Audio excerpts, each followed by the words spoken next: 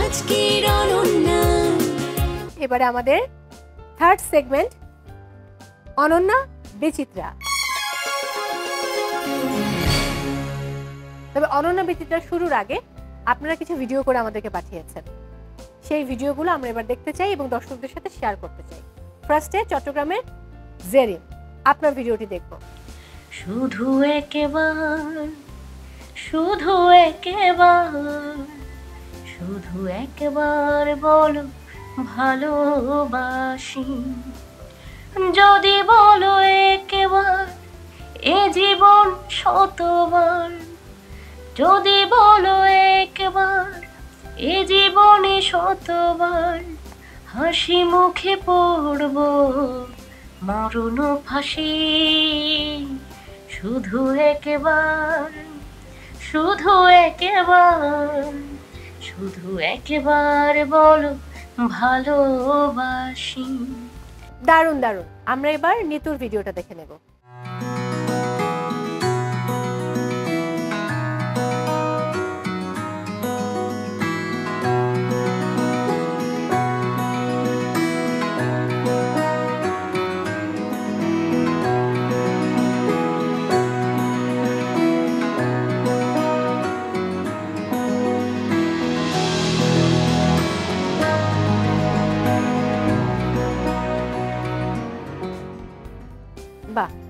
আমি খুব ঘুরতে পছন্দ করি, তো ঘুরতে যাওয়ার সময় ছোট একটি ভিডিও।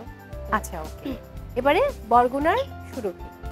এই যে ঢাকা শহরে প্রচুর জ্যাম, আসলে আমরা যারা ঢাকা শহরে বসবাস করি, নিত্য প্রয়োজনে বের হই, এক স্থান থেকে আরেক স্থানে যাই, আমাদের কিন্তু প্রচুর সময় নষ্ট হয়।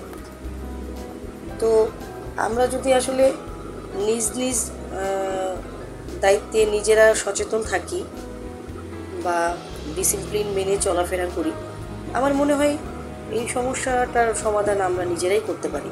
আমাদের কারণে ঢাকা শহরের জ্যাম ভালো লাগে না, বাট তারপরেও জাদুর শহর ছেড়ে আমরা কোথাও যেতে পারি না। জি, একদম ভালো ছিল। আমরা এবার ব্রাহ্মণবাড়িয়ার শ্যামলীর ভিডিও দেখব। আরে বাহ। আজ আমি পথ শিশুদের সঙ্গে কিছু সময় কাটিয়েছি। ওদের সঙ্গে সময় কাটিয়ে আমি উপলব্ধি করেছি জীবনের আসল আনন্দ কতটা সহজ, কতটা সরল। আমাকে তারা ফুল পরিয়ে দিয়েছে, আমরা একসঙ্গে আইসক্রিম খেয়েছি, প্রাণ খুলে হাসাহাসি করেছি। ওদের চোখের নিষ্পাপ হাসি আমাকে নতুন করে বাঁচার প্রেরণা দিয়েছে। পথ শিশুরা আমাদের সমাজের এক অবিচ্ছেদ্য অংশ। ওদের ভালোবাসা, ওদের চাওয়া পাওয়া এতটাই সহজ, যা আমাদের আধুনিক জীবনের কৃত্রিমতার সামনে এক অপূর্ব শিক্ষা। ওদের পাশে দাঁড়ানো, ওদের সঙ্গে সময় কাটানো শুধু সামাজিক দায়িত্ব নয়, এটি মানবতার প্রতি আমাদের অঙ্গীকার। চলুন আমরা সবাই মিলে এমন একটি সমাজ গড়ে তুলি যেখানে কোনো শিশু অবহেলিত বোধ করবে না। দারুণ দারুণ, খুব ইন্সপায়ারিং এবং খুব ভালো ছিল। আর সবচেয়ে বড় কথা, আপনাকেও দেখে মনে হচ্ছিল যে আপনি আসলেই আনন্দে আছেন। Thank you. এবার আমাদের থার্ড সেগমেন্ট দেখতে পাচ্ছেন, এখানে বেশ কয়েকটি পিকচার পাজল রয়েছে।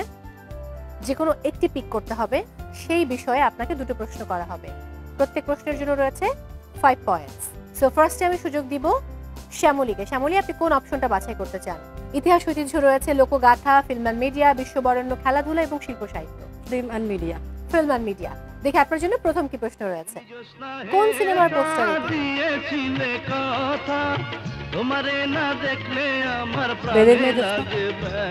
দেখি কি আছে উত্তর। বেদের মেয়ে জ্যোৎস্না, কংগ্রাচুলেশনস। দেখবো পরের প্রশ্ন।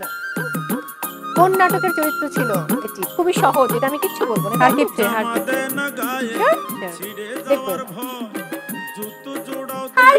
কংগ্রাচুলেশনস, আরো 5 পয়েন্ট, টোটাল 10 পয়েন্টস।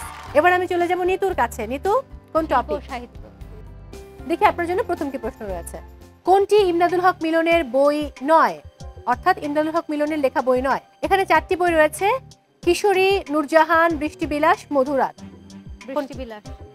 দেখা যাক উত্তর কি আসে।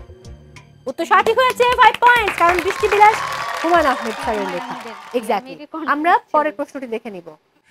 সকালে উঠে আমি মনে মনে বলি কথাটি কার? এটা আমরা সবাই জানি।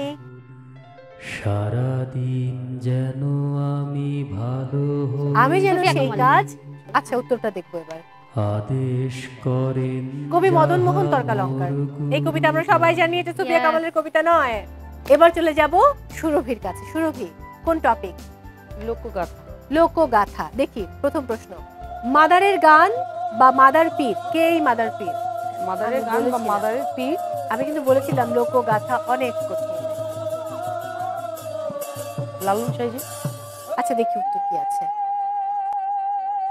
সেকেন্ড কি প্রশ্ন রয়েছে? খুলে দিয়ে বুদ্ধির খাতা, বল শুনি কথার কথা। আমি অত বেশি ফুলে সময় দিতে দিয়ে পারবো না। বুদ্ধির খাতা, বল শুনি কথার কথা। আর সময় দিতে পারছি না, দুঃখিত। উত্তর দেখবো, শাক দিয়ে মাছ ঢাকা। ওকে, কোনো পয়েন্ট যুক্ত হলো না সুরভি। এবার আমি চলে যাব জেরিনের কাছে। কোন টপিক নিয়ে খেলবেন? খেলাধুলা। খেলাধুলা। ওকে, প্রথম প্রশ্ন, রূপনা চাকমা বাংলাদেশি জাতীয় মহিলা ফুটবল দলে খেলোয়াড়। বলতে হবে তিনি মাঠে কোন অবস্থানে খেলেন। আচ্ছা, পারবেন নাকি উত্তরটা নিয়ে নিব? আচ্ছা, বল কি উত্তরটা দেখে নে। গোলরক্ষক। 5 পয়েন্ট। এবার আমরা পরের প্রশ্নটি দেখব। আই থিংক এটা আপনি পারবেন, এটা খুব সহজ হবার কথা। এই খেলায় দুই খেলোয়াড়ের মোট কটি গুটি থাকে? 15টি। সরি, আমি উত্তরটা নিচ্ছি না, আমি সঠিক উত্তরটা দেখব। হ্যাঁ। 16টি করে মোট 32টি। এটা হবে সঠিক উত্তর। যাই হোক, 4 জনের খেলা শেষ হলো। সবাই বেশ ভালো খেলেছেন। আমি 4 জনের কাছ থেকে গান শুনতে চাই আবারও। প্রথমে শ্যামলী, আসুন, কোন গান শোনাবেন? আমি একটু সাইজির গান শোনাবো, লালন সাইজির। সব লোকে কই লালন কি যা সংসারে। সুরভি, চলে আসুন। প্রিয়া তোরে চাই না। দুর্দান্ত, দুর্দান্ত। Thank you so much. কত রব আমি পথের দিকে চাহায়া রে। Thank you so much. এবারে জেরিন, চলে আসুন।